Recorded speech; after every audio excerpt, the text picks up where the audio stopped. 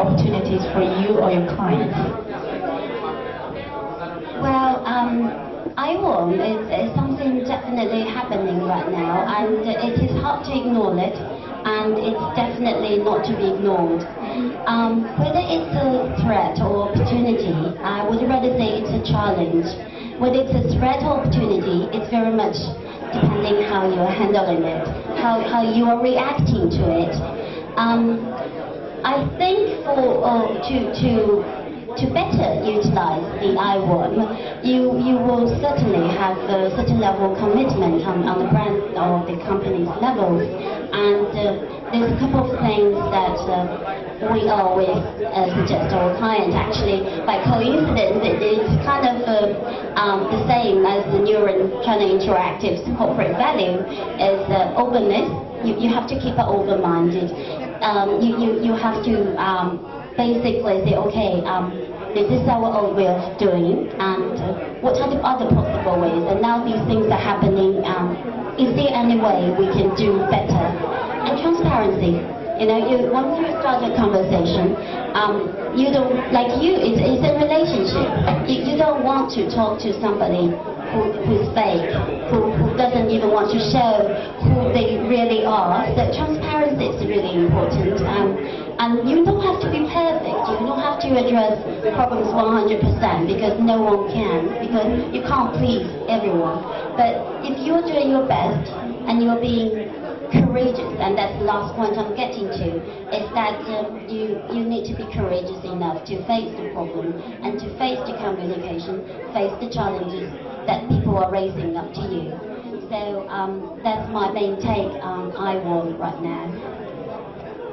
That's very interesting.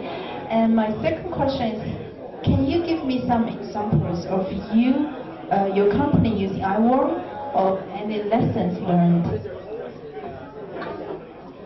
Well, IWOM being utilized for marketing is really at a starting point. From this conference, we've know that this listen, this know, and there's participate, yes. I think a lot of companies are starting or should start at listen and don't jump into participate immediately, because it's less a reactive, it's more a long-term thing. It's not a promotion, or it's not just a single campaign. So online users, their behavior pattern tend to be quite different from the traditional offline behavior pattern. So you really get to know their behavior pattern, learn their culture, learn their language, and understand what they're thinking before you do something about it.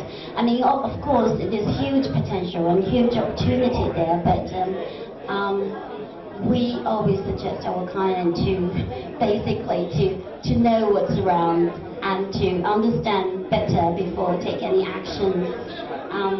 It's a great opportunity, and we have, of course, helped several of our clients, including automotive brands and cosmetic brands, and successfully applied some of the internet word-of-mouth marketing method.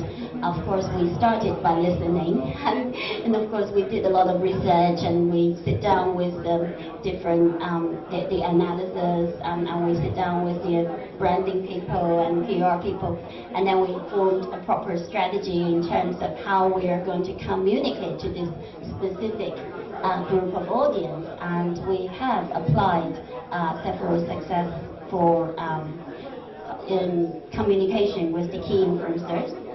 We also started some direct conversation with random BBS users by addressing some of their questions towards the brand or towards the product, because when there's somebody having a question about your product or your brand, the best way is your brand or product expert to address it, instead of somebody who doesn't really know about your brand or product to address it. So by doing this, we have expanded a lot of our clients' brand preferences, so, and user experience also.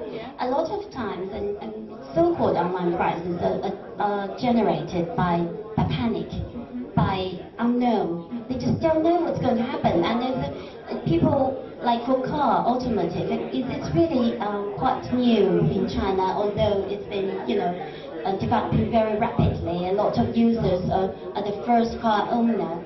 And there are a lot of technologies that they don't know how to use.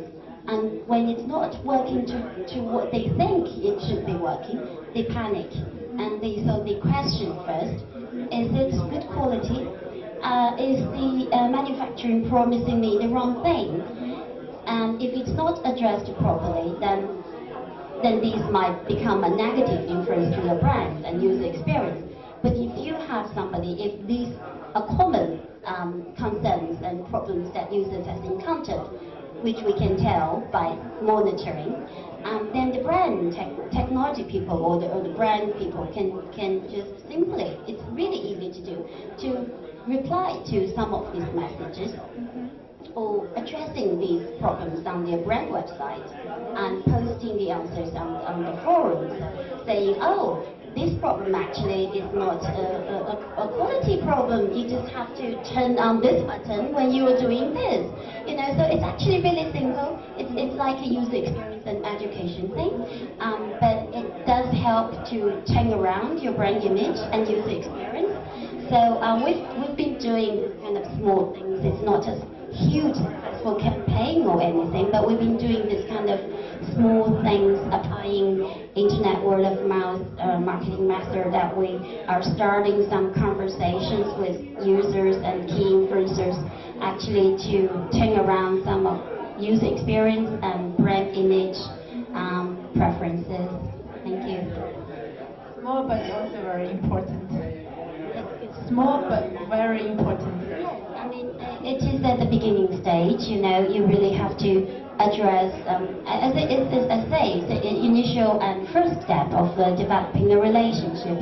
You really just, have to address what needs to be addressed, and user concerns are usually the best priority of every brand. So we start from there, and by knowing what their concerns, I mean monitoring and, monitoring what they're talking about, what their concerns are, actually does contribute indirectly to a lot of offline marketing campaigns or other communication strategy also. So we're at this starting point. We're not jumping into this opportunity as, hey, let's do a viral word of mouth campaign or even not there yet. We need to really learn the users better, and we need to know what they need, so we then can decide what we can offer them.